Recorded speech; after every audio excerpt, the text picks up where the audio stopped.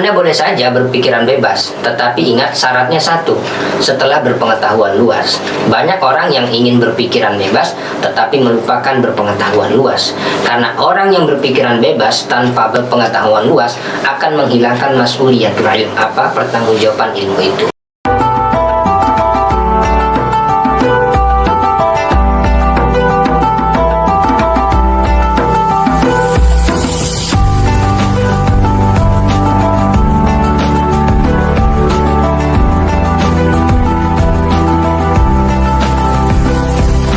Bismillahirrahmanirrahim. Mari kita merenung dan membuka kembali informasi-informasi yang beredar di media sosial dengan pikiran-pikiran kita yang jernih.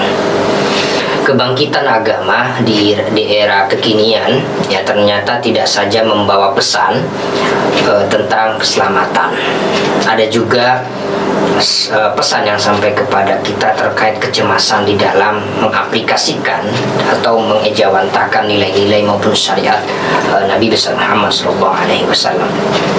Nah, salah satu yang membawa kita kepada pesan kecemasan adalah menguatnya sektarianisme, kemudian intoleransi, radikal teroris dan lain sebagainya yang berpuncak pada terorisme itu sendiri. Jadi ada tahapannya yang mulai dari eksklusif ya, nanti sampai pada tahap terorisme. Nah, gejala demikian tentu saja bukan hanya terjadi pada agama Islam, di luar agama Islam pun sama. Ya, karena kita mayoritas Muslim, makanya yang sering tampil isu-isunya adalah orang Islam.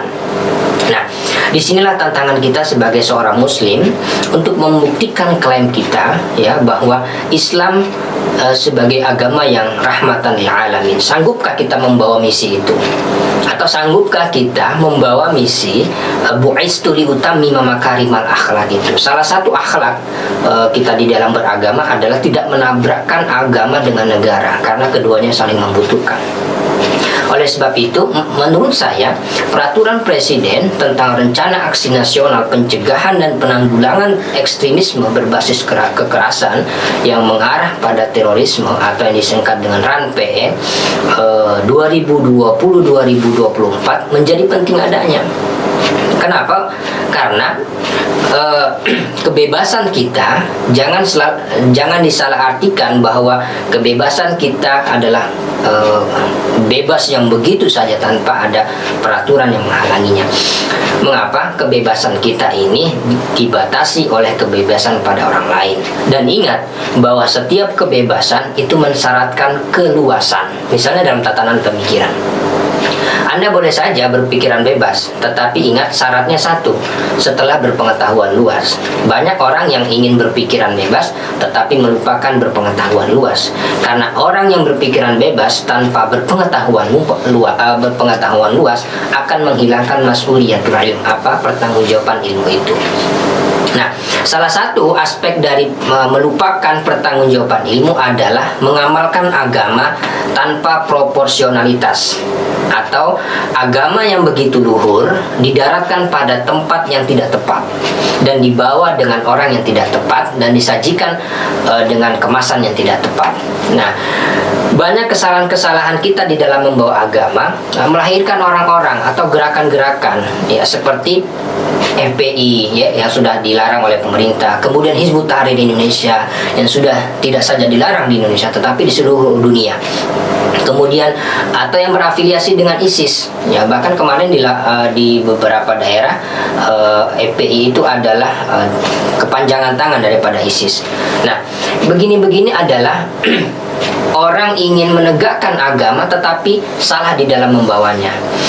Kemudian narasi-narasi terkait dengan intoleransi pada ceramah-ceramah ya. Misalnya yang terbaru adalah Yahya Waloni. Ini orang justru memperburuk citra Islam itu sendiri. Nah, yang begini-begini harus kita atur karena kebebasan setiap orang harus dibatasi oleh kebebasan yang itu harus diatur oleh negara. Nah, tetapi kita turut juga memberikan apresiasi kepada pemerintah, khususnya kepada pihak kepolisian yang terus mengungkap ya terkait dengan ekstremisme, intoleransi, ya kemudian radikalisme, kemudian terorisme.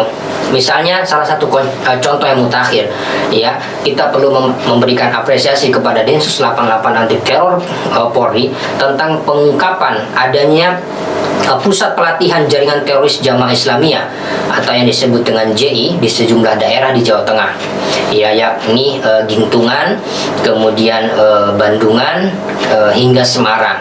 Ya, demikian pula pengungkapan polisi misalnya atas 20.068 kotak amal yang diduga, ya, dan dalam penyelidikan, ya, mendanai kelompok teroris ini.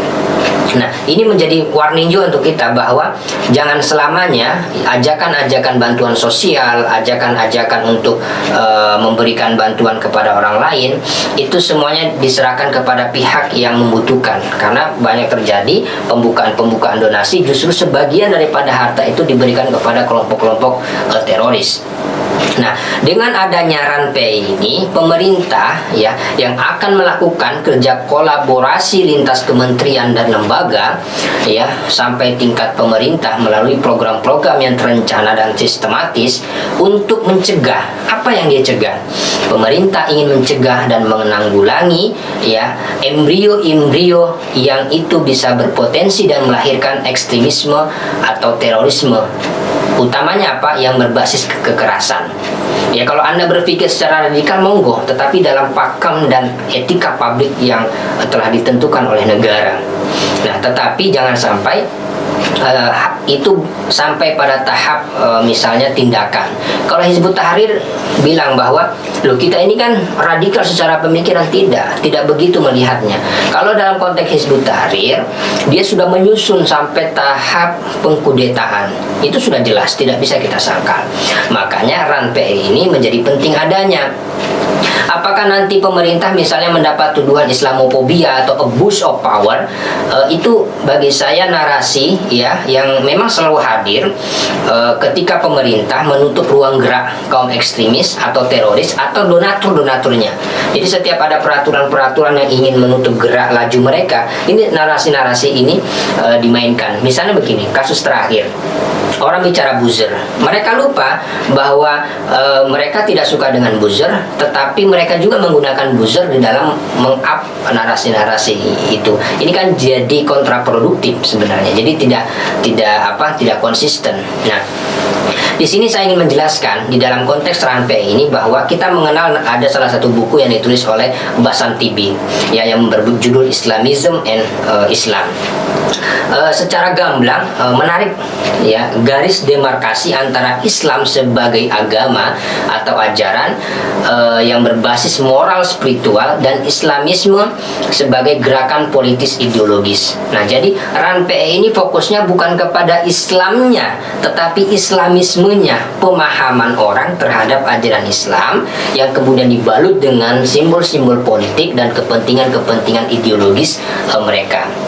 Jadi di Indonesia ini kaum radikal ekstremisme atau radikal terorisme memiliki agenda. Salah satunya apa? Yaitu mengganti dasar dan falsafah negara Pancasila dengan sistem khilafah Islamiyah. Dengan cara apa? Menggunakan narasi-narasi dan bungkus-bungkus yang cukup baik. Nah, akhirnya banyak orang yang termakan dan terkena virus dari mereka ini. Jadi bagi saya RAN-PEI ini menjadi penting untuk diaplikasikan dan sudah sepatutnya disosialisasikan segera dengan sistem kerja kolaborasi tidak saja antar kementerian dan lembaga, tetapi antar ormas, antar lembaga civil society agar terpatrikan dan teraplikasikan dengan baik dan benar. Terima kasih. Wassalamualaikum warahmatullahi wabarakatuh. Salam Pancasila.